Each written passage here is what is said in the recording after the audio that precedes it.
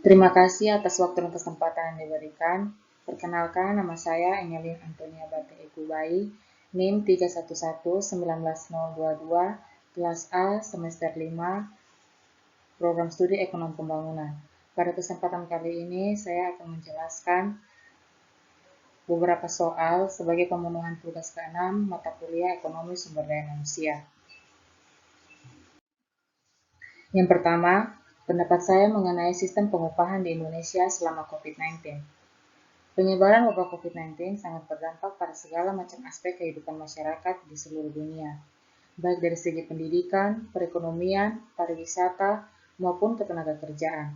Salah satu cara untuk memutus mata rantai COVID-19 adalah dengan pemberlakuan social distancing atau PSBB, pembatasan sosial berskala besar, di mana bertujuan untuk mengurangi penularan virus COVID-19 ini.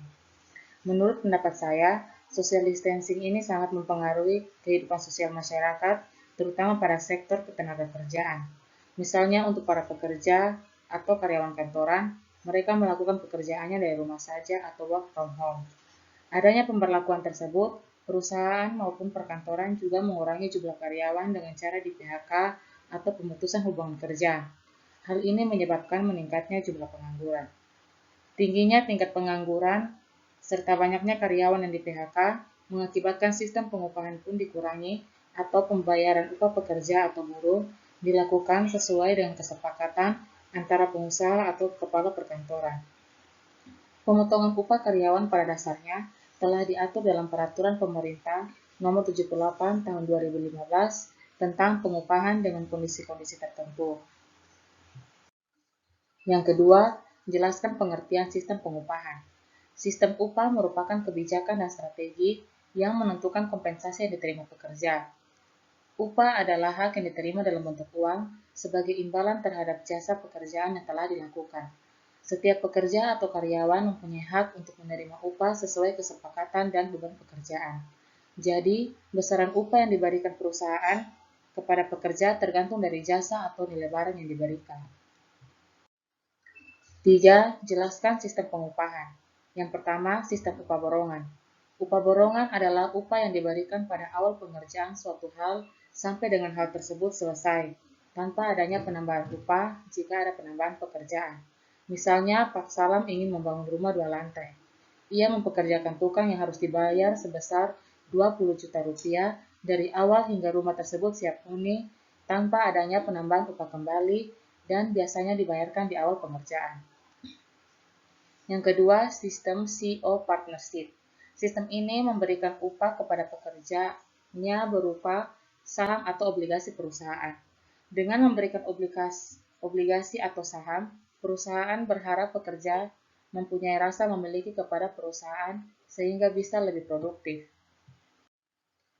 Yang keempat, sistem upah premi. Sistem ini memungkinkan pekerja untuk mendapatkan upah khusus karena prestasi di luar kelaziman. Misalnya bekerja pada hari libur, melakukan pekerjaan yang sangat berbahaya, atau memiliki suatu keterampilan yang sangat khusus. Yang kelima, sistem upah berkala. Upah ditentukan dari tingkat kemajuan atau kemunduran hasil penjualan.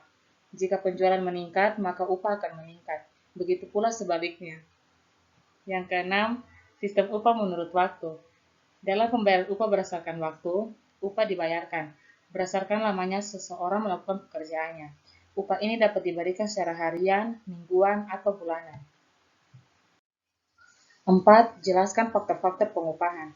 Yang pertama, regulasi pemerintah. Setiap tahun, pemerintah mengumumkan kenaikan upah minimum sebagai jaring pengaman bagi pekerja agar upah dapat memberikan penghidupan yang layak. Upah minimum adalah besaran upah terendah untuk karyawan di posisi terbawah dengan masa kerja kurang dari 1 tahun. Dengan kenaikan upah minimum, perusahaan harus menyesuaikan struktur dan skala upah perusahaan. Yang kedua, kemampuan perusahaan. Skala bisnis dan kondisi finansial perusahaan mempengaruhi kemampuan dalam membayar gaji karyawan, seperti pada masa pandemi. Ketika banyak perusahaan terdampak wabah COVID-19, banyak industri merumahkan karyawan karena tidak sanggup membayar upah, apalagi menaikkan upah. Kebutuhan hidup layak. Kebutuhan hidup layak atau KHL adalah standar kebutuhan hidup seorang pekerja lajang untuk hidup layak secara fisik dalam 1 bulan. KHL diperoleh dari hasil survei yang dilakukan Dewan Pengupahan Nasional dan ditinjau setiap 5 tahun. Kompensasi rata-rata. Upah rata-rata di pasaran adalah upah yang dibayarkan oleh beberapa perusahaan untuk jenis pekerjaan yang sama dan golongan jabatan yang sama. Umumnya perusahaan menggunakan upah rata-rata untuk menetapkan kisaran gaji yang ditawarkan kepada karyawan. Jabatan dan tanggung jawab. Struktur dan skala upah di perusahaan menggambarkan jenjang upah. Dengan semakin tingginya golongan jabatan, maka semakin besar kompensasi yang diterima. Ini merupakan wujud sistem pengupahan yang adil saat pekerja dengan tanggung jawab lebih besar mendapat imbalan yang juga lebih besar. Peran serikat pekerja. Serikat pekerja dan pengusaha dapat mengadakan perjanjian kerja bersama PKB yang mengatur masalah pengupahan. Selain itu, melalui dialog, serikat pekerja juga dapat mempengaruhi keputusan perusahaan tempat mereka bekerja untuk meminta kenaikan upah. Selanjutnya, masa kerja.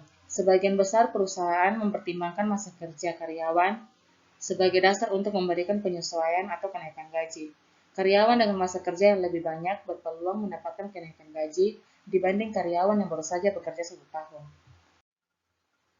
Yang kelima, jelaskan teori-teori pengupahan. Yang pertama, teori upah alami. Teori upah alami dikemukakan oleh David Ricardo. Menurutnya, upah alami atau normal adalah upah yang besarnya bergantung pada kekuatan permintaan dan penawaran tenaga kerja di pasar. Hal tersebut menjadi dasar penentuan batas upah minimum tenaga kerja agar dapat memberikan upah yang layak untuk kehidupan pekerja dan keluarganya dalam memenuhi kebutuhan. Yang kedua, teori upah besi dikemukakan oleh Ferdinand Lassalle. Teori ini menolak teori upah normal. Dalam pandangannya, upah normal menimbulkan tekanan terhadap kaum buruh. Kebijakan upah hanya ditentukan oleh para produsen tanpa memperhatikan kebutuhan hidup buruh. Yang ketiga, teori upah etika. Pada teori ini, dinyatakan bahwa besarnya tingkat upah yang diberikan kepada pekerja didasarkan pada biaya yang dikeluarkan untuk kelangsungan hidup pekerja beserta keluarganya. Dan tentu saja, tingkat upah ini akan disesuaikan dengan kemampuan perusahaan. Sekian dan terima kasih.